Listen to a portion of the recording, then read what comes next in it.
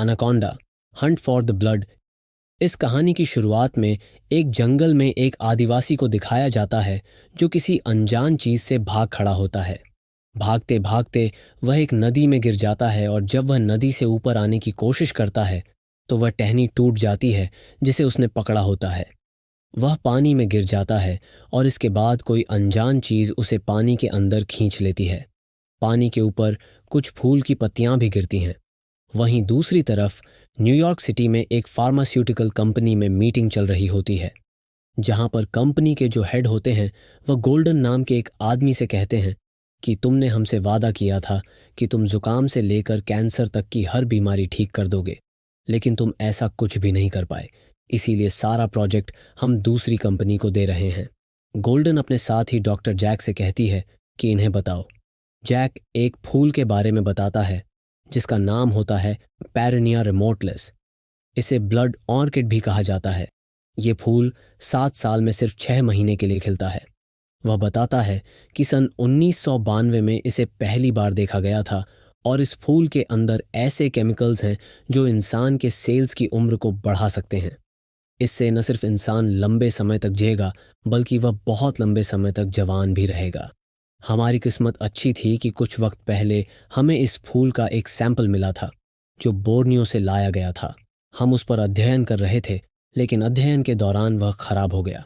इसीलिए हमें और फूलों की ज़रूरत होगी और सबसे बड़ी प्रॉब्लम यह है कि अब यह सिर्फ 2 हफ्तों तक और खिला रहेगा। इसके बाद यह 7 सालों के बाद दोबारा खिलेगा।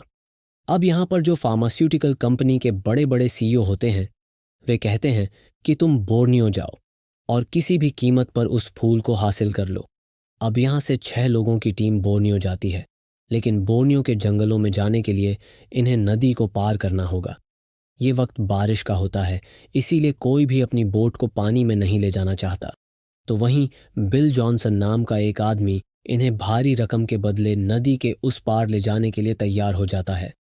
अब ये 6 लोग, बिल जॉनसन और उसका असिस्टेंट, सब के सब बोर्नियो के जंगल की तरफ बढ़ चलते हैं। बिल जॉनसन के पास यहाँ पर उसका एक बंदर भी होता है जिसका नाम कोंग है।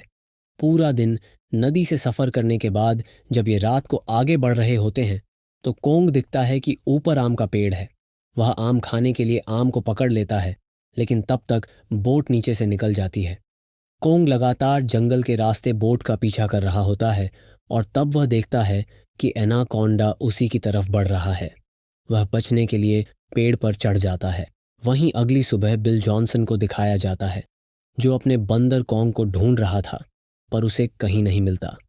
उसी पल एक लड़की जो सैटेलाइट फ़ोन पर बात कर रही होती है, सिग्नल ना आने की वजह से वह बोट के कॉर्नर में चली जाती है।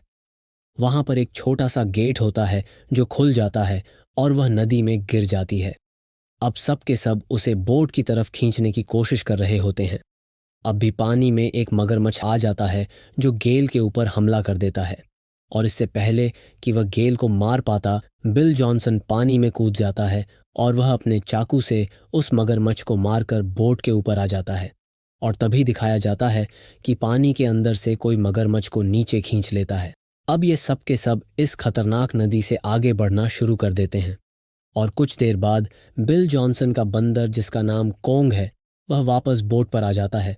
बहुत ज़्यादा घबराया हुआ होता है। बिल उसे अपने कंधे पर बिठाकर शांत करता है।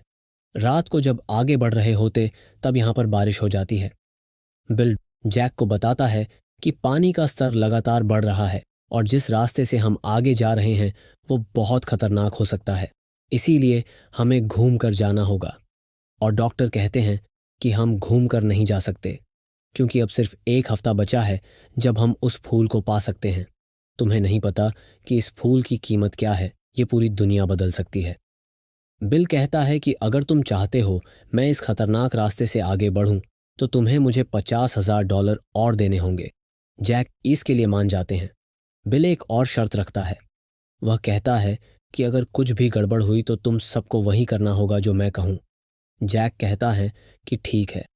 अगली सुबह जब वे नदी से आगे बढ़ रहे होते हैं तो बिल देखता है कि नदी में बाढ़ आई है और तभी उसकी बोट का स्टीयरिंग जाम हो जाता है, जिसमें उसकी बोट लगातार सीधे आगे बढ़ना शुरू हो जाती है।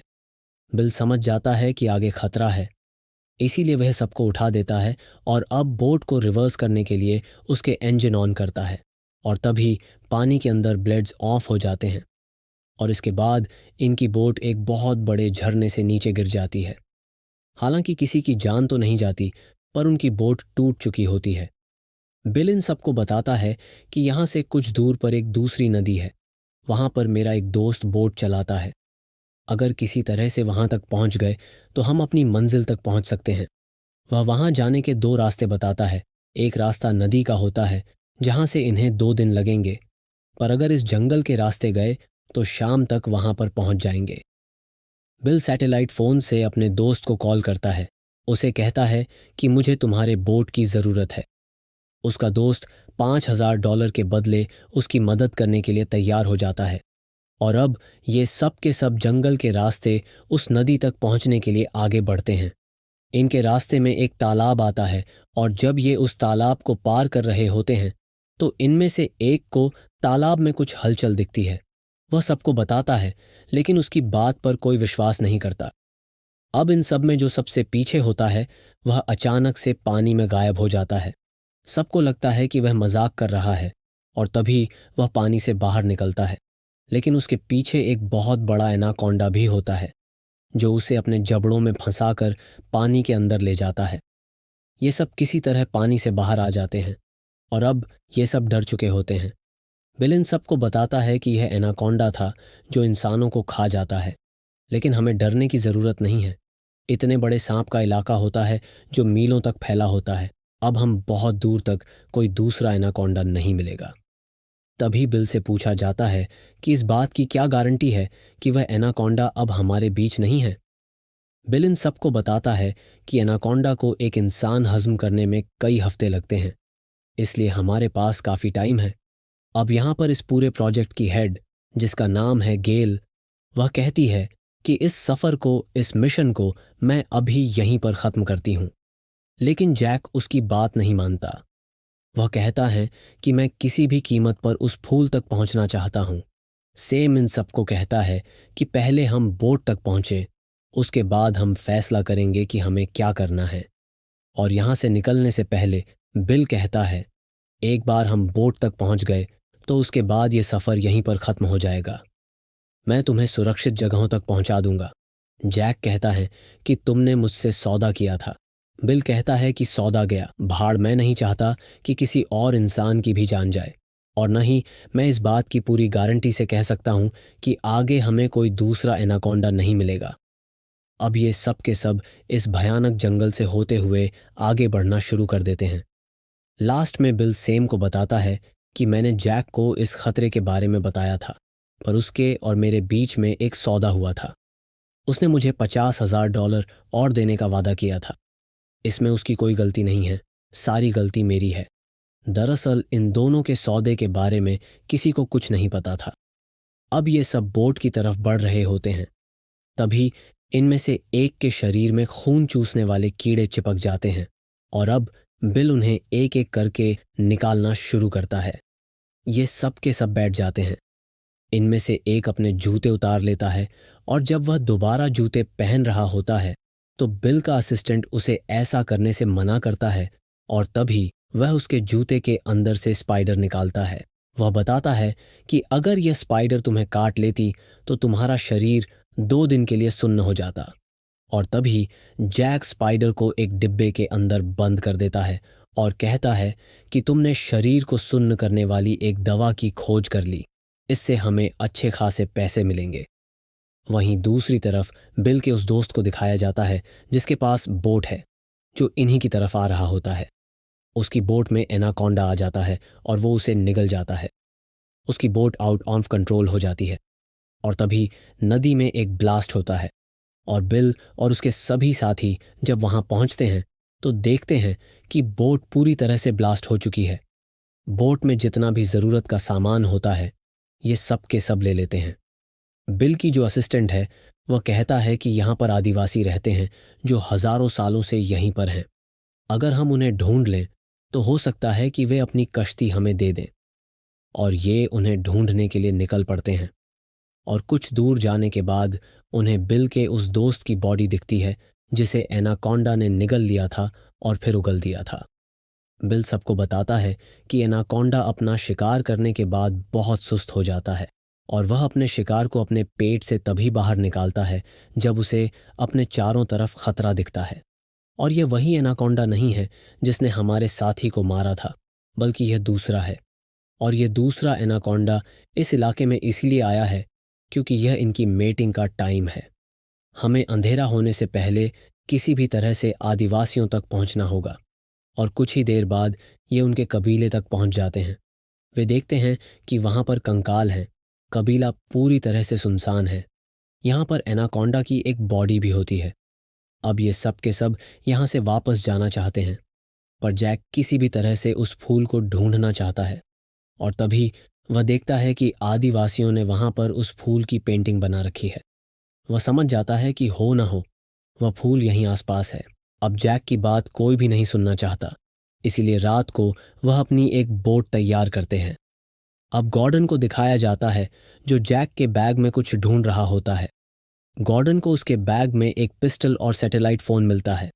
दरअसल ये पिस्टल और सैटेलाइट फ़ोन बिल के उस दोस्त का है जो नाव से इन्हें लेने के लिए आ रहा था, जिसे एनाकोंडा ने खा लिया था। जैक को यह पिस्टल और फ़ोन मिल गया था, लेकिन उसने किसी को नहीं बताया, क्योंकि जैक यहाँ से बिना ब्लड ऑर्किड और कैटलॉग के वापस नहीं जाना चाहता। गॉर्डन जब उसके सैटेलाइट फ़ोन से पुलिस को कॉल करने की कोशिश करता है, तभी वह गॉर्डन के हाथ पर स्पाइडर रखता और जैसे स्पाइडर उसे काट लेता है, जैक फिर स्पाइडर को डब्बे में वापस बंद कर देता है। स्पाइडर के काटने से गॉर्डन पैरालाइज हो जाता है। कुछ देर बाद सैम वहाँ जाती और देखती है कि गॉर्डन कुछ भी बोल नहीं रहा। वह उसके शरीर पर मकड़ी के डंक का निशान देख लेती है। वह समझ जाती है कि यह सब कुछ जैक ने ही किया है। वह जैक के पास जाती है और जैक से कहती है कि आखिरी बार गॉर्डन के साथ तुम थे, वह कुछ बोल नहीं रहा। और तभी गॉर्डन की चीख सुनाई देती है, और जब सब के सब उस तरफ जाते हैं तो देखते हैं कि एनाकोंडा ने गॉर्डन को निगल लिया। ये वापस जैक के पास आते हैं और तब तक जो राफ्ट उन्होंने बनाई होती है, उस राफ्ट को लेकर वह वहां से निकल जाता है। इसके बाद सैटेलाइट से पुलिस को फ़ोन करता है और कहता है कि हमारी नाव झरने से गिर गई थी। अब यहाँ पर इनके ग्रुप का जो दूसरा खोया हुआ साथी था, वह किसी तरह से अपने ग्रुप तक पहुँच जाता है। इन सबको बाहर एक रोशनी दिखती है। इशारा करके ये सभी बाहर आ जाते हैं, और जैसे ही इनका आखिरी साथी बाहर आ रहा होता है, वह उस छेद में फंस जाता है। और जैसे ये सब मिलकर उसे बाहर निकालते हैं, एनाकोंडा का सर भी बाहर आता जो उसे खाने के लिए आया होता है। सैम अपनी तलवार से उसकी गर्दन काट देती है। इस तरह से ये एक एनाकोंडा को मार देते हैं, और तभी पीछे से दूसरा एनाकोंडा आता है और वह इनके साथी को उठाकर ले जाता है। फिर बिल उसका पीछा करता है, और इससे पहले कि एनाकोंडा इनके साथी को निगले, बिल अपना चाकू फेंक कर मारता जो उसके सिर में लगता है और एनाकोंडा की मृत्यु हो जाती है। और इस तरह से ये अपने साथी को बचा लेते हैं। वहीं दूसरी तरफ जैक को दिखाया जाता है जो ब्लड ऑर्किड फ्लोर तक पहुंच जाता है, जिसके लिए सब इतनी दूर जंगल में आए थे। ये सब उसे देख रहे होते हैं। ये सब जाते हैं कि उसके पास गन है, इसीलिए ये उसकी राफ्ट लेकर यहाँ से निकलना चाहता है। सैम उसकी राफ्ट तक पहुंच जाती है, पर इससे पहले कि ये सब उसकी राफ्ट लेकर यहाँ से निकलते, जैक वहां पहुंचकर इन सबको गन पॉइंट पर ले लेता है। वह बिल के कंधे पर एक गोली भी मारता है, और इसके बाद वह सैम से कहता है कि तुम्हें ब्लड ऑर्किड्स लाने होंगे, जिसके लिए उसे एक गिरे हुए पेड़ के ऊपर से जाना पड़ता है। और जब वह नीचे गड्ढे में देखती है तो वहां पर एक मेल और फीमेल एनाकोंडा होते हैं जो मेटिंग कर रहे होते हैं। सैम किसी तरह से फ्लावर तक पहुंच जाती है और वह जैक की बैग में फ्लावर भरकर वापस आ रही होती है। तभी वह जैक उससे कहता है कि तुम्हें अपनी गन को फेंकना होगा, नहीं तो मैं फ्लावर नीचे फेंक दूंगा। जैक उसकी दोस्त की तरफ गोली चलाता है और कहता है कि अगर तुमने बैग मेरी तरफ नहीं फेंका तो मैं इसे गोली मार दूंगा। सैम को मजबूरी में बैग उसकी तरफ फेंकना पड़ता है, और जैसे ही वह बैग उठाता है, बिल पीछे से उस पर हमला करता है, जिससे जैक दूर जाकर गिरता है और उसके बैग में जो मकड़ी होती है वह बैग से बाहर निकल जाती है। और जैसे ही जैक अपने बैग को कंधे पर टांगता है, वह मकड़ी उसे काट लेती है, जिस वजह से उसका शरीर पैरालाइज हो जाता है और वह खुद भी उस गड्ढे में गिर जाता है जहां पर एनाकोंडा है।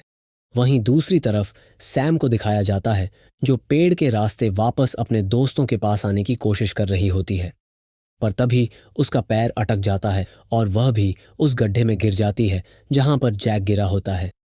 एनाकोंडा जैक को पकड़ लेता है, जिस वजह से सैम को ऊपर आने का मौका मिल जाता है और अब एक एनाकोंडा भी ऊपर आ चुका है। तभी इनकी साथी ओनेल का एक टैंक उठाती है और एनाकोंडा को अपनी तरफ आकर्षित कर देती है। एनाकोंडा उस ओनेल के टैंक को अपने मुंह से पकड़ लेता है। बिल उसके मुंह पर गोली चलाने की कोशिश करता है ताकि ब्लास्ट हो जाए, लेकिन उसकी गोली फायर नहीं होती। पर तभी इनका वह साथी जिसे बिल ने बचाया था, वह फ्लेयर गन से एनाकोंडा के मुंह के अंदर निशाना लगाता है, जिससे उसके मुंह में आग लग जाती है और वह वापस उसी गड्ढे में गिर जाता है जहां पर दूसरा एनाकोंडा है। और तभी एक ब्लास्ट होता है। ब्लास्ट की वजह से चारों तरफ की मिट्टी गड्ढे में गिरना शुरू हो जाती है। ब्लड ऑर्किड के अनुसार वह पेड़ भी गड्ढे में गिर जाता है और यहाँ पर ब्लड ऑर्किड के साथ साथ दोनों एनाकोंडाज ज़मीन के नीचे हमेशा के लिए दफन हो जाते हैं और इस तरह से इन दोनों एनाकोंडाज का खात्मा हो जाता है। अंत में दिखाया जाता है कि बिल, सैम और उनके तीनों साथी राफ्ट में बैठे हैं। यहाँ पर एक बंदर भी इनके साथ होता है। साथ ही बिल और सैम अब एक दूसरे को पसंद करते हैं और ये सब वापस अपने घर की तरफ जा रहे हैं। तो ये पूरी कहानी थी। इस फिल्म की IMDb रेटिंग है 4.7। इस फिल्म का बजट था 20 से 25 मिलियन डॉलर और बॉक्स ऑफिस पर कमाई की थी $1 मिलियन। उम्मीद है कि आपको पसंद आई होगी।